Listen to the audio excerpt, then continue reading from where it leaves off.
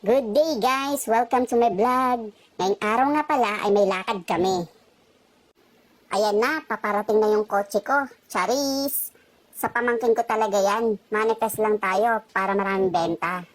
Excited kami guys. Pupunta kasi kami ngayon sa May Kawayan Convention para sa isang event na gaganapin kay Lazada. At invited ang lahat ng seller na May Kawayan Bulacan. Kasama ko nga pala guys ang ate ko at ang bayaw ko. Meron din kasi silang store sa Lazada. Actually guys, lahat kasi kami ng family ko ay Lazada seller na.